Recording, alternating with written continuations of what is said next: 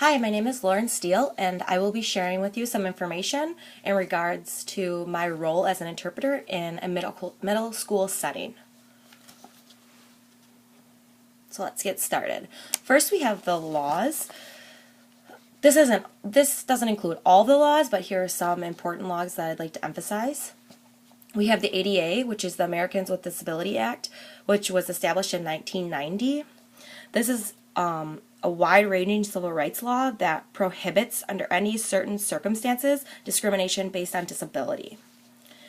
We also have the Public Law 94-142, which was established in 1975. This is the Education of All Handicapped Children Act, which is all children who qualify under this act must receive free education. And lastly, IDEA, which stands for Individuals with Disabilities Education Act, and this was also, same as ADA, was established in 1990. This requires that the IEP team addresses the communication needs of each child who is deaf or hard of hearing. Moving along, we have the Code of Professional Conduct and how I incorporate this in my work. I will follow the student's IEP or Section 504 plan. This is very important. I will maintain confidentiality as well as professional boundaries. Providing an interpretation that meets the linguistic needs of the student is also very important. I'm not going to touch on all of these, but I'd like to emphasize that I will demonstrate respect for students and colleagues, and I will engage in professional development activities, as well as providing information to you as teachers on how to access and utilize captioned media, and previewing educational films will also help me in my work.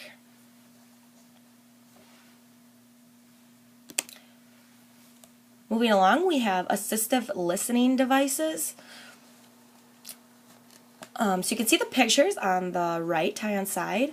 This is a picture of a hearing aid. This is an electronic device that conducts and amplifies sound to the ear. And then we have the cochlear implant, which is an electronic device surgically implanted to stimulate nerve endings in the inner ear, the cochlea, in order to receive and process sound and speech. And then lastly, we have the FM system. You can see this professor here has a microphone near her face, and this is an assistive listening device that transmits the speaker's voice to an electronic receiver, in which the sound is amplified and transmitted to the student's ear via small earphones or the student's personal hearing aids. The device reduces the problem of background noise interference and the problem of distance from the speaker.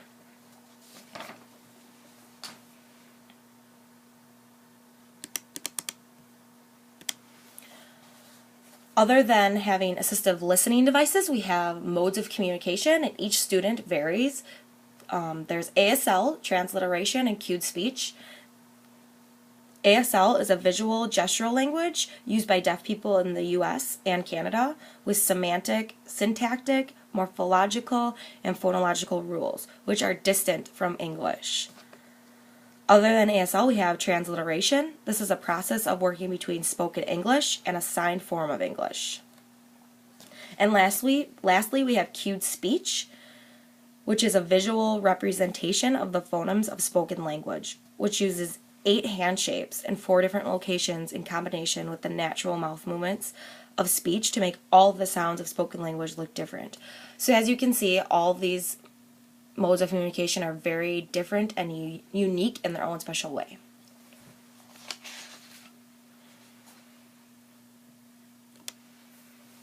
In the middle school setting, it's very important to provide self-advocacy. This is the ability to formulate personal goals, being assertive, and making decisions. It's very important for the student at this age to know how to set up their own goals and how to create a plan for their goal, as well as describing their own skills and needs as a student. And for them to know how and when to ask for assistance is also very important. The student needs to learn how to make their own decisions and knowing the consequences of them as well. So all of these key points are included in self-advocacy.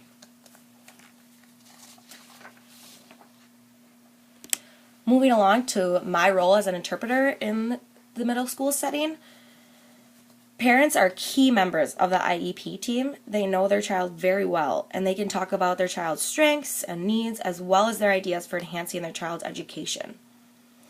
Me as an interpreter should request for any student's IEP if they did not receive one. So if I don't get one from you, I will proceed to ask you for one. When sharing my ideas or thoughts in an IEP meeting, I will always have documentation so it doesn't go back to he said, she said type of thing. I will always share high quality services and information relevant to the student's learning with other members of the educational team. And I also have an IEP checklist. I can pass it out later if you'd like it, and it's a really good resource to use. As an interpreter, I'm always in the classroom for communication access for the professionals, the teachers, administration, teacher aides, special language pathologists, and counselors. My duties vary. They can go from field trips, club meetings, after-school programs, assemblies, extracurricular activities, school counseling sessions, and as well as school-sponsored trips.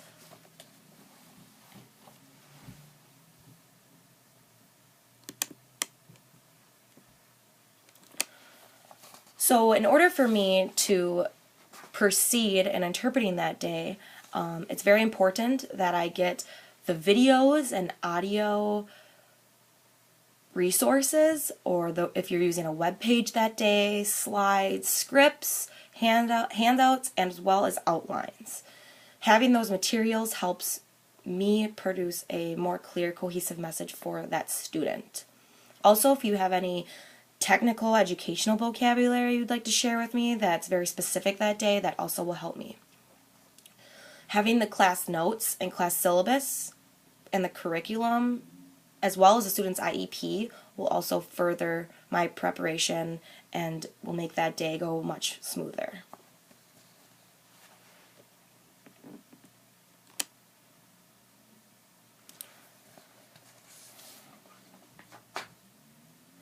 So for a classroom setting, a lot of teachers will ask, where is the interpreter going to be located during that day for her lecture?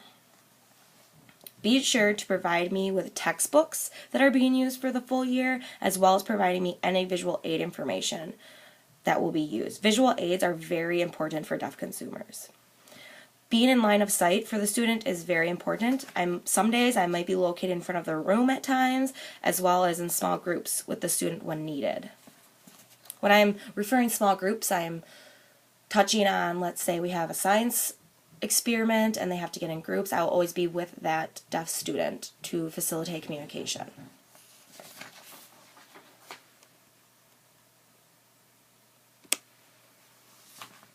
Some advice that I'd like to share with you is it's important that you treat the deaf student as you would any other hearing student. They're just the same.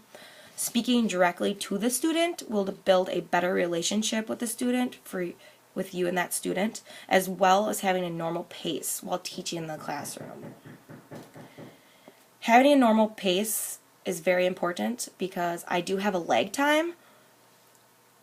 I might be behind you when you are presenting, and don't wait for me. Go ahead. I will catch up with the message.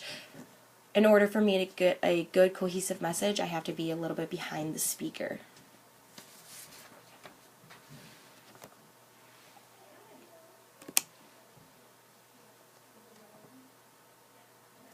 It's best to email me if you have any other questions. Thank you so much for your time and this opportunity to explain my role in the classroom.